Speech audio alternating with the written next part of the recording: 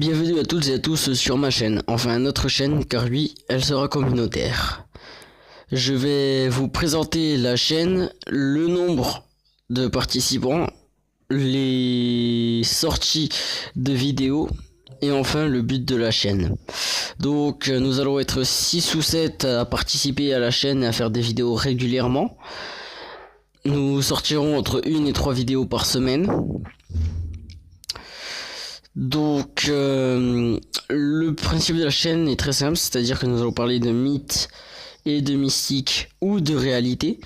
C'est-à-dire que nous allons faire le rapprochement entre mysticisme, mythique et réalité, ce qui peut exister, ce qui existe ou ce qui n'existe pas. Selon d'abord nos impressions, ce dont nous croyons, et ensuite nous allons les comparer aux preuves scientifiques et tout ça.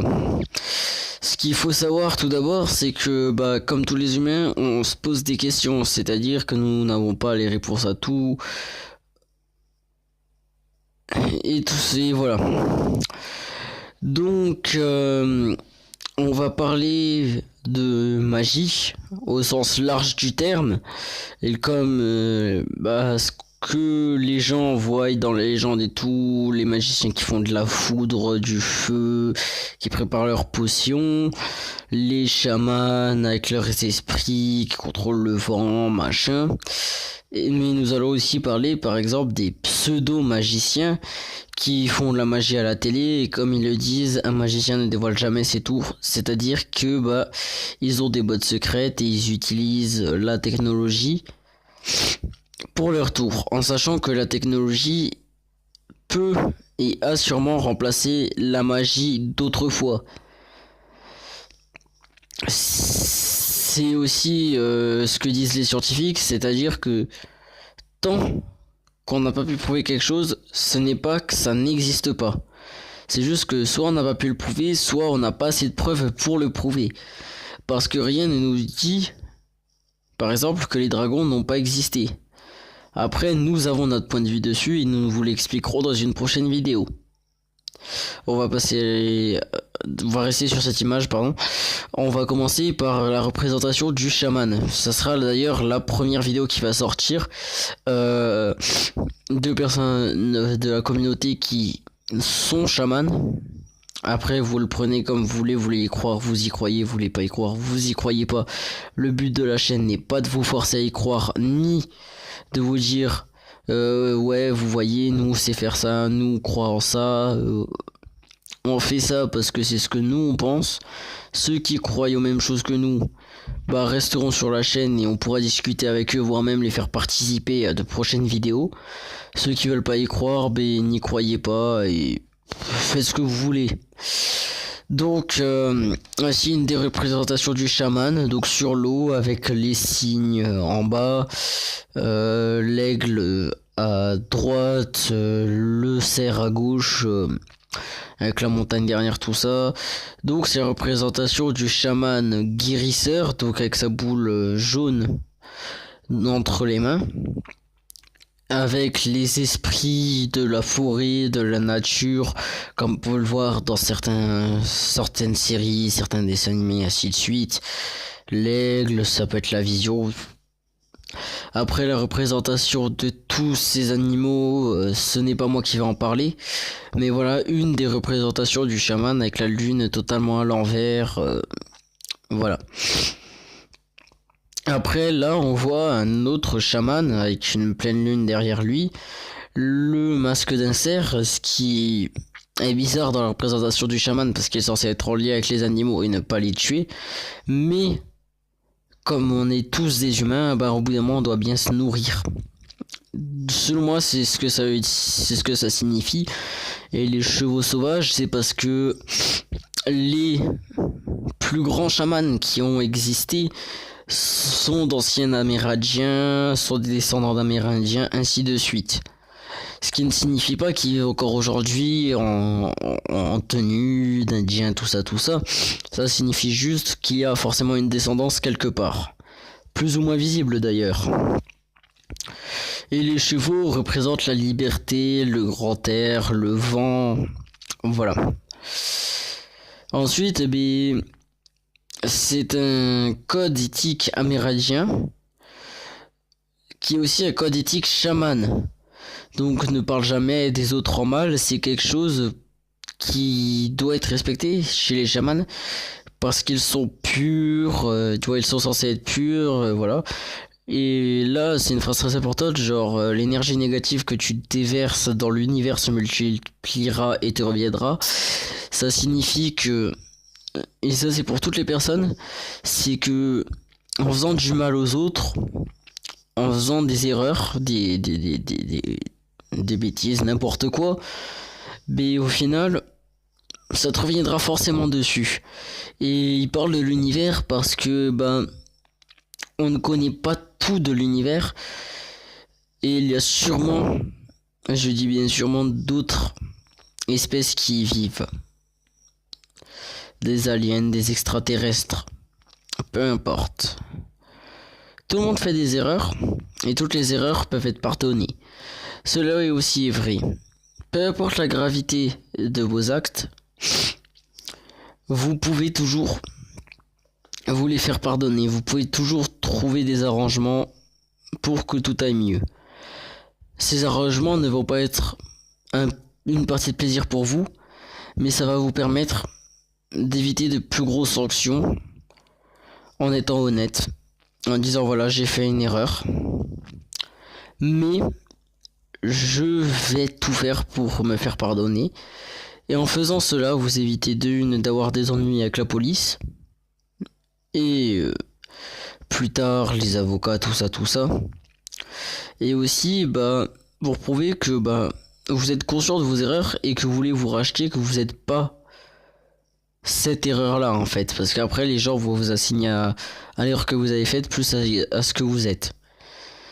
Les mauvaises pensées causent la maladie de l'esprit, du corps et de l'âme.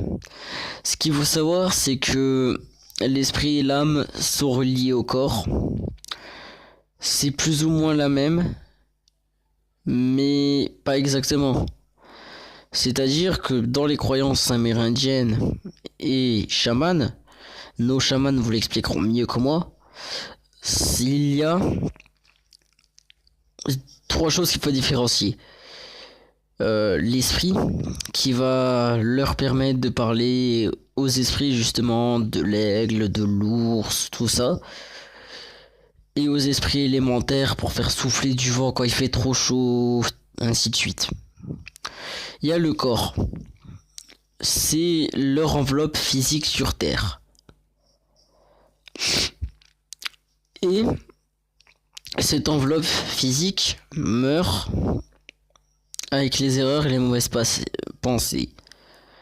Il y a des produits qui font mourir à petit feu, tout ça, mais ce n'est pas le sujet de la vidéo.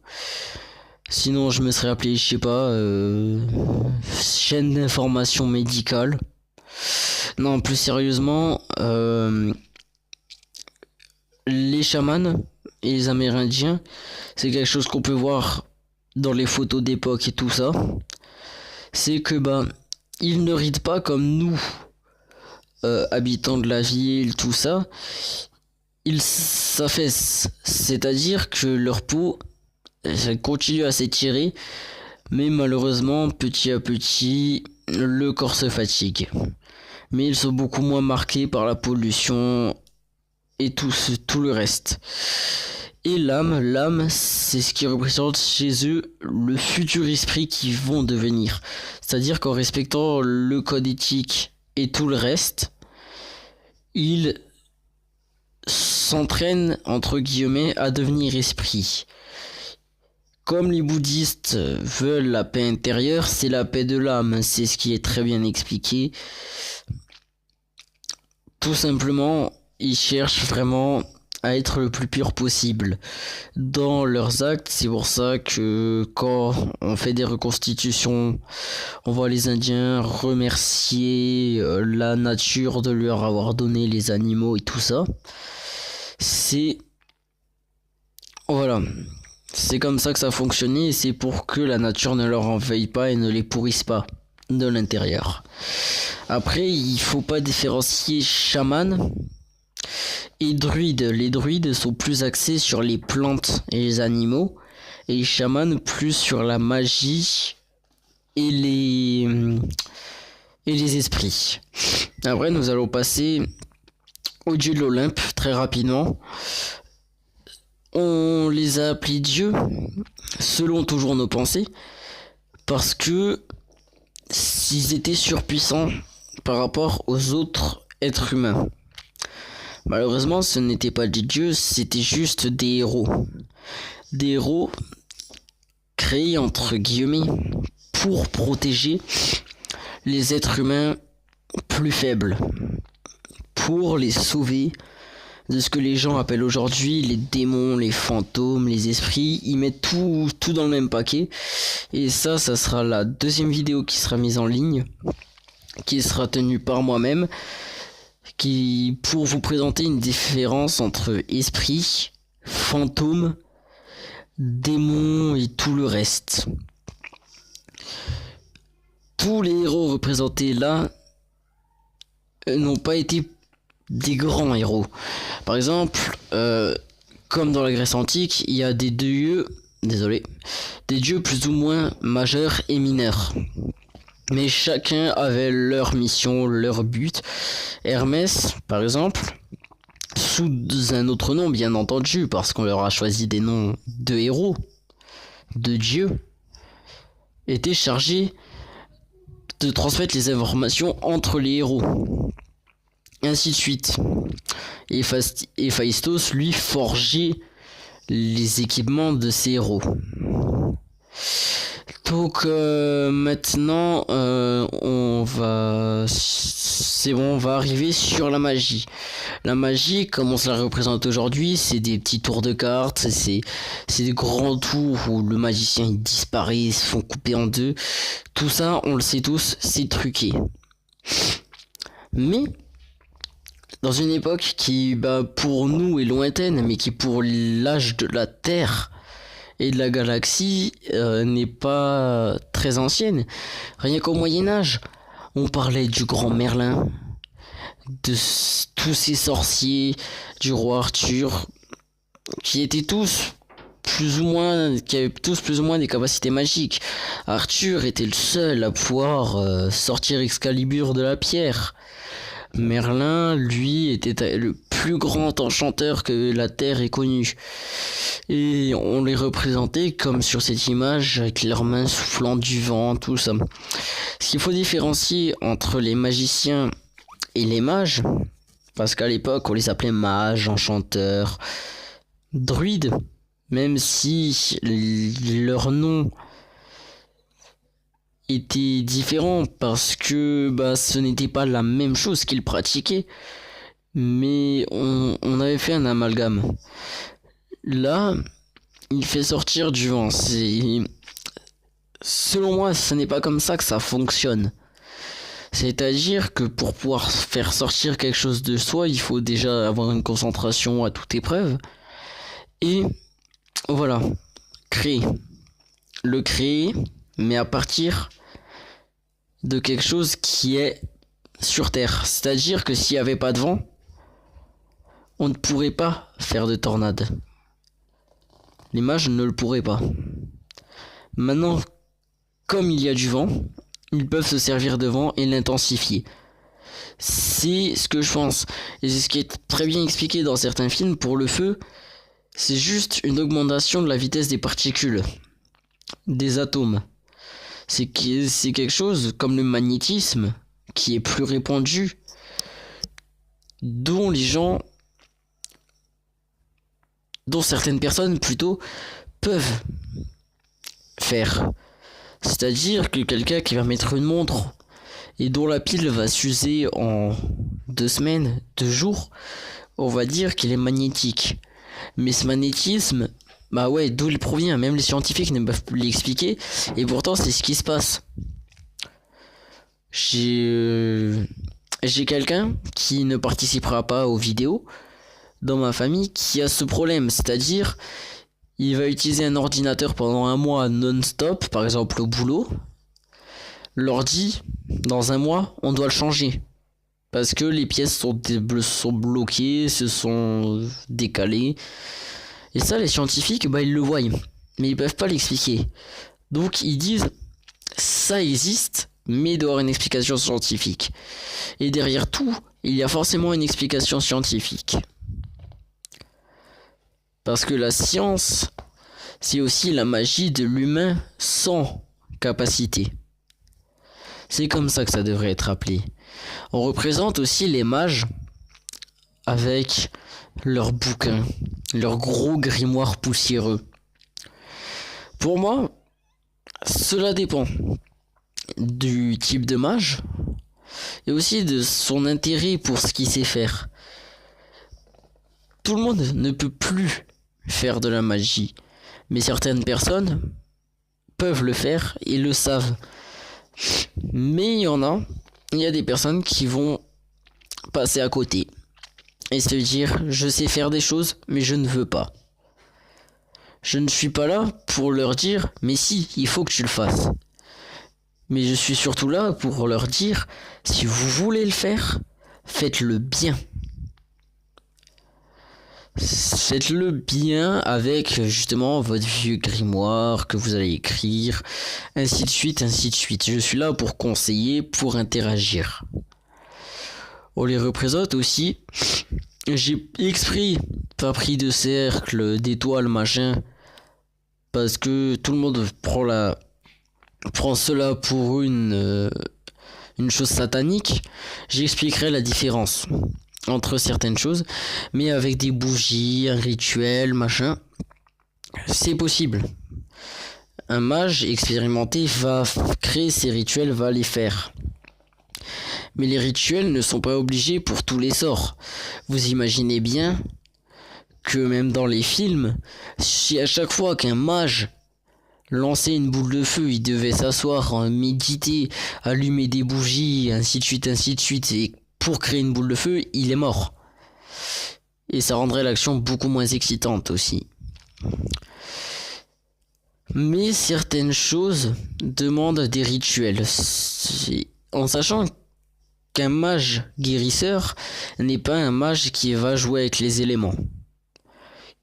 Du moins, il va pouvoir le faire, mais à moins grande échelle.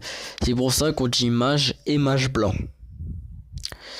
Et enfin, on représente le mage exactement comme ça. On dit ils vivent en ermite, seuls, c'est des fous, voilà. En sachant que, encore aujourd'hui, beaucoup de gens se disent ouais, la pierre philosophale, la vie éternelle, ainsi de suite. Et de plus en plus, on voit des gens essayer de telle ou telle manière, cryogénisation, essayage de corps robotiques. Mais comme je disais, si ce genre de truc est possible par des gens totalement ordinaires, pourquoi est-ce que la pierre philosophale n'existerait pas? Pourquoi tant de recherches acharnées encore aujourd'hui pour quelque chose qui n'existerait pas? Donc, tout simplement, la chaîne va être très axée là-dessus. En sachant qu'on va parler plus précisément chacun de ce en quoi nous croyons et ce que nous sommes. Vous n'êtes toujours pas obligé de le croire. Mais si peut-être que vous allez vous dire ouais, ils pensent être comme ça grâce à des coups de chance, machin. Possible. C'est possible. Mais c'est ce que nous croyons. En sachant que l'homme, actuellement, a un cruel manque d'espoir. Pour vous donner des informations, je vais avoir 17 ans et demi. Je vais m'engager dans l'armée. Et la seule réaction de mes amis, actuellement, quand je leur dis ça, c'est pas c'est cool, tu vas apprendre à mieux te comporter, à être carré et tout ça. Non, mais est-ce que t'es vraiment sûr Et je leur réponds, bah oui, pourquoi? Mais parce que d'ici 3 ans, il va y avoir une nouvelle guerre. Dans ces cas-là, je cherche pas à leur expliquer. Ils voudront pas. C'est pour ça que je fais à travers ces vidéos-là. Parce que je peux m'exprimer sans montrer forcément mon visage. Après, si on me le demande, je le ferai peut-être.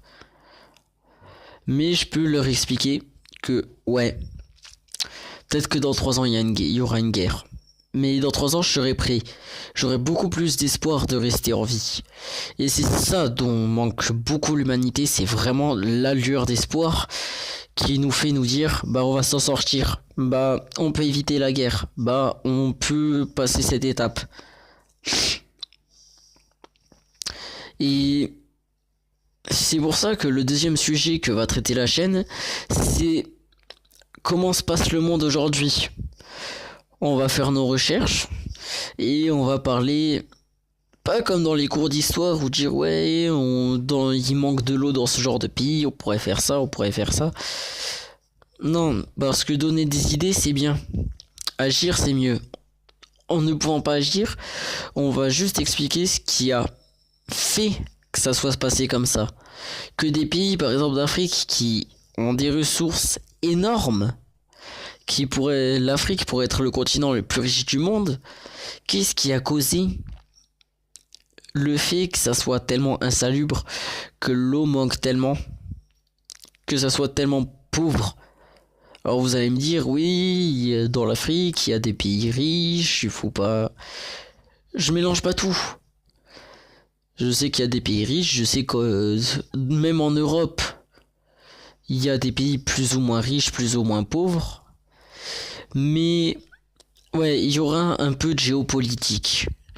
Donc, pour éviter que la vidéo dure trop longtemps, même si ce seront toutes des vidéos entre 20 et 40 minutes, je vais vous lancer les 2 sujets pour la semaine prochaine. Enfin, le sujet de la vidéo de demain, voire d'après-demain, et le sujet de la vidéo de la semaine prochaine. Alors, le sujet de la vidéo de demain ou d'après-demain, selon le temps de tournage et les recherches, ainsi que les notes faites, ça sera la différence entre fantôme et esprit. Pour commencer, quand est-ce qu'on peut appeler ces lueurs fantomatiques, ces lueurs transparentes fantômes, et quand est-ce qu'on peut les appeler esprits, bons ou mauvais, utiles ou inutiles, fiction ou réalité, du moins mythe ou réalité. Et la semaine prochaine, vous aurez la vidéo d'un ou des 2 chamans de la communauté, de la chaîne bien entendu, qui vont venir, qui vont vous parler dans le format qu'ils veulent, c'est-à-dire que ça peut être une vidéo en voyant leur visage, ça peut être une vidéo où ils vont juste montrer leur corps sans leur visage, bref, ça sera leur choix. Et dans cette vidéo, ils vous expliqueront le mode de vie des chamans modernes, où est-ce qu'on peut les trouver, et quelle va être leur mission dans le monde actuel. Quand on va aller les voir, et comment.